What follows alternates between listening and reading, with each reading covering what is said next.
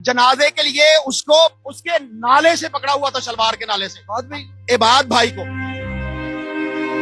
इबाद फरूक आगे बढ़ के उसने अपने बाप बेटे के चेहरे से कपड़ा उठाया है, कपड़ा उठा के उसने अपने बेटे के चेहरे पर हाथ लगाया है। चूमने तक की इजाजत नहीं थी उसे।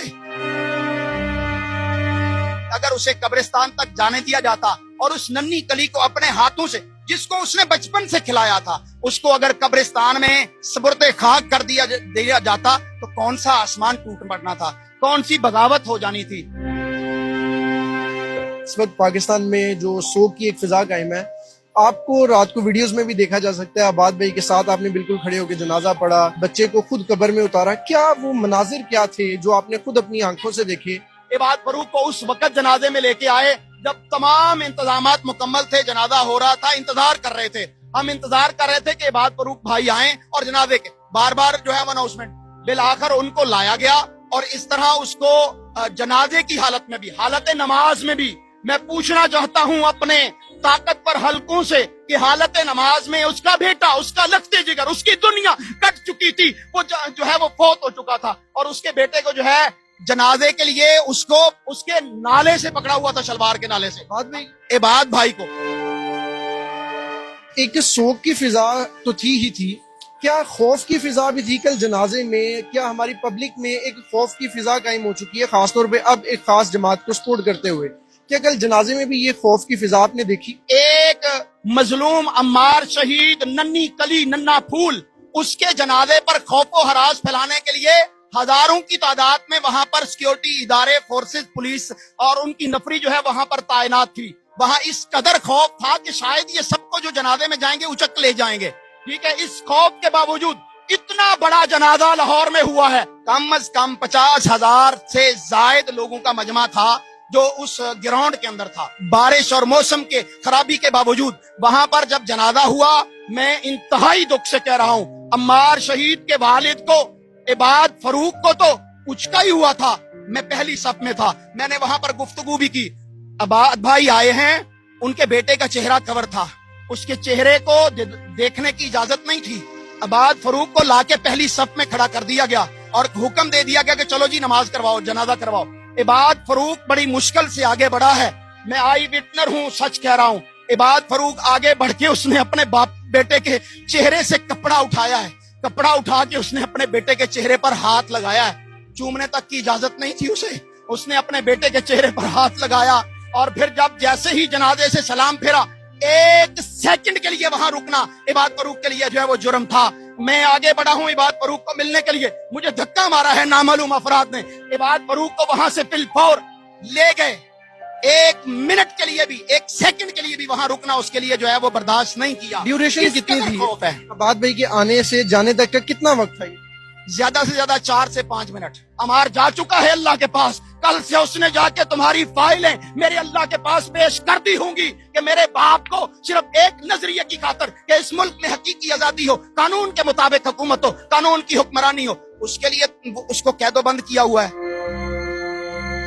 आज इमरान रियाज को कितना अरसा हो गया, उसका नामो निशान जो है, उसकी आवाज तक बाहर नहीं निकाल रहे। इमरान खान को तमाम जज जो है वो बीमार होते जा रहे हैं, फैसला सुनने के लिए तैयार नहीं है। क्या ये तुम्हारा कानून है? अदलिया का जनाजा उस वक्त निकल चुका था जब इबाद फरूक के बेटे अम्मार का जनाजा घर आया था, उस वक्त जो है वो अदलिया का जनाजा निकल गया था। ये चीफ जस्टिस पाकिस्तान की गर्दन पर भी, तमाम जजेस की गर्दन पर भी अम्मार का खून रहेगा और ये इनको सोने नहीं देगा। इनके बच्चे इनसे पूछेंगे, इंशाअल्लाह वो वक्त आएगा कि अम्मार का जुर्म क्या था। अल्लाह ने कुरान में कहा था बिअय्यि ज़ंबिन कुतिलत, बिअय्यि ज़ंबिन कुतिलत, इसको किस जुर्म की सजा में कत्ल किया गया। मैं पूछता हूँ पाकिस्तान के मुक्तदर हल्कों से, इस निगरान हुकूमत से, अम्मार को किस जुर्म में मारा गया?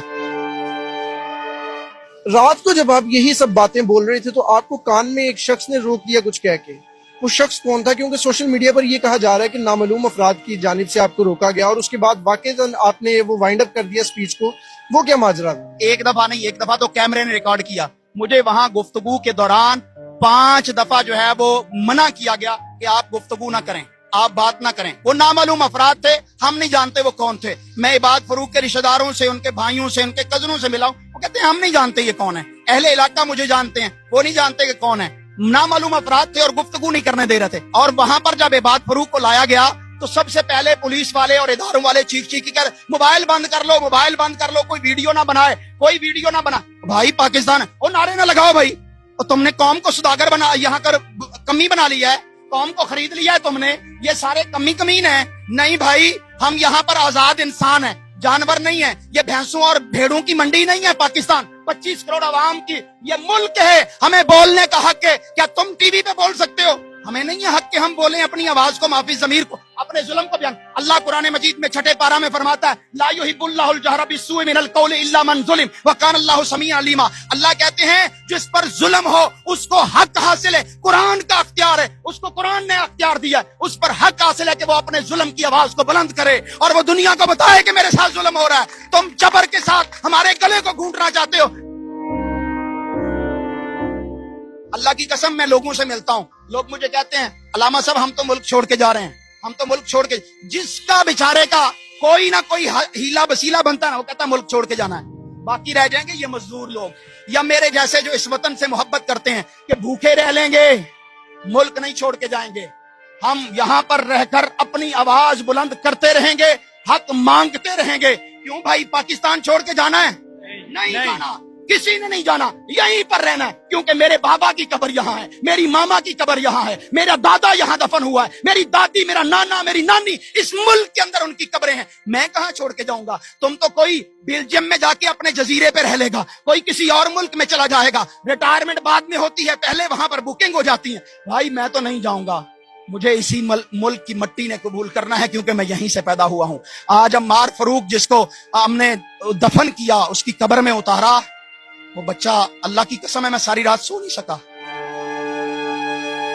अलामा साहब, आखिर में वो मंजर जानना चाहूंगा कि एक तो इबाद फरूक भाई जब आए तो क्या वो रो रहे थे या वो सदमे में थे, सकते में थे, और दूसरा उनके साथ कितनी सिक्योरिटी फोर्सेस की तादाद थी? एक अकेला इबाद फरूक था और उसके साथ दर्जनों की तादाद में वर्दी के अंदर और बगैर वर्दी के तो गिनने में से बाहर थे।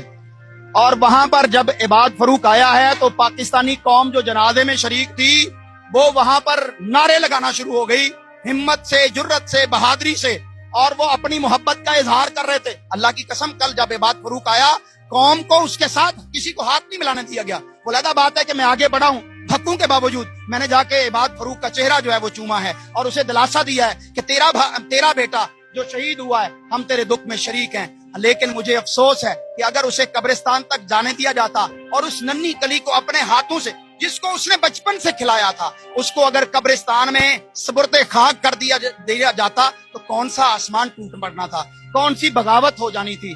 लेकिन इबाद फरूक और उसकी फैमिली के साथ जो जुल्म और दुख हुआ है, मैं उस पर शर्मिंदा भी हूँ और अपने मुक्तदर हलकों से और वक्त के हुक्मरानों से कहता हूँ, अल्लाह के लिए इस बात पे सॉरी कर लो। इस बात पे इबाद फरूक के साथ आकर और उसके अहले खाना के साथ आकर इजहार ताज़ियत करो, मरहम रखो, अल्लाह की कसम जुर्म भूल जाएगा।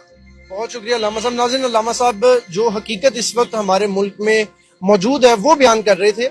अपने पास से मेरा नहीं ख्याल कुछ भी इन्होंने कहा है, ये वही हकीकत है जो हम सब नजर आ रही है हम सबको, लेकिन बोलने की जरूरत नहीं है। बोलने की जरूरत अल्लामा साहब ने की है। आप इनसे कितना इत्तेफाक करते हैं कमेंट सेक्शन में लाजमी बताइएगा। पाकिस्तान जिंदाबाद।